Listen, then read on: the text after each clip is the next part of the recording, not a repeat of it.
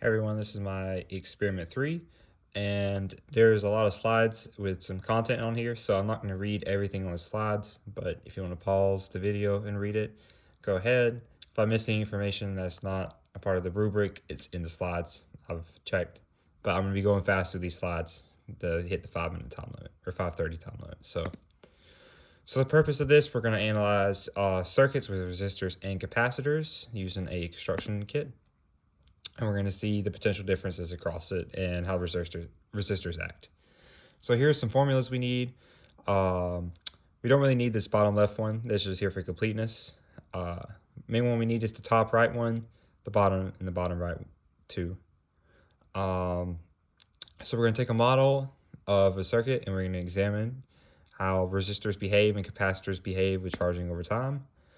And we want the loop rule, which says the sum of the potential differences in a loop is 0, and the node rule, which says that current is preserved.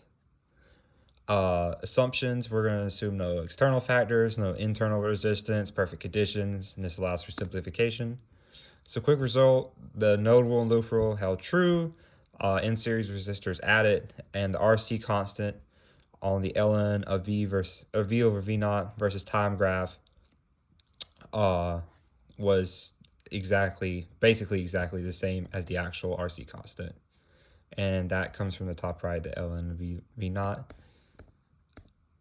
Okay, the system surroundings change. The system is whatever we're analyzing. So we're looking at circuits, or if we're looking at resistors, that's going to be our system, and the rest of the circuit is going to be the surrounding, for example.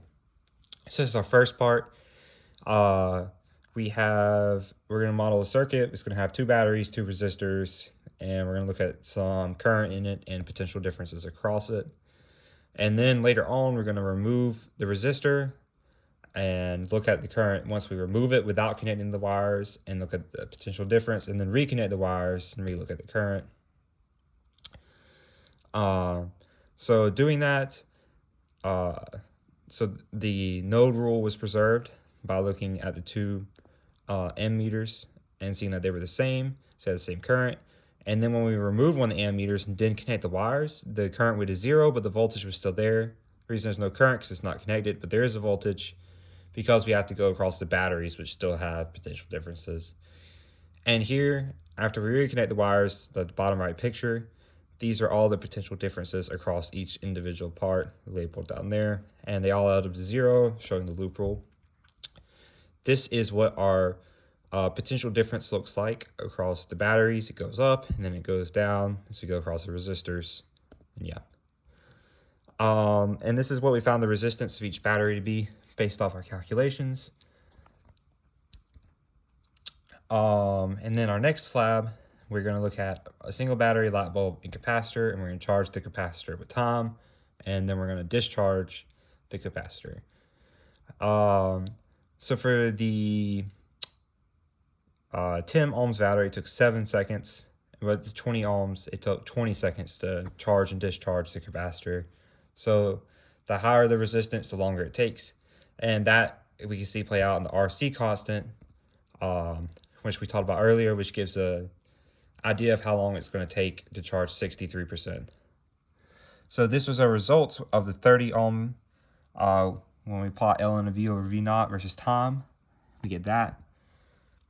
And this negative 1 over RC, that was actually the slope of that line.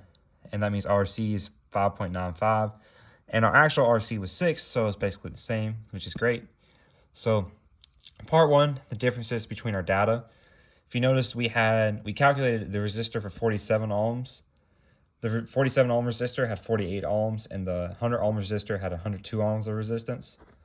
That was slightly higher, but the RC values were consistent. I mean, the resistance was pretty ohm too. It's probably just assumption errors.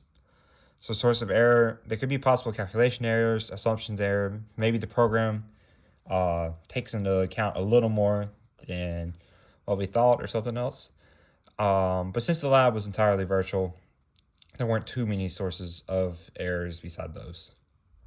So the what ifs, if we use the real ammeter, we would expect a potential difference. So originally we had the ammeter potential difference 0, if you noticed earlier on the earlier slide.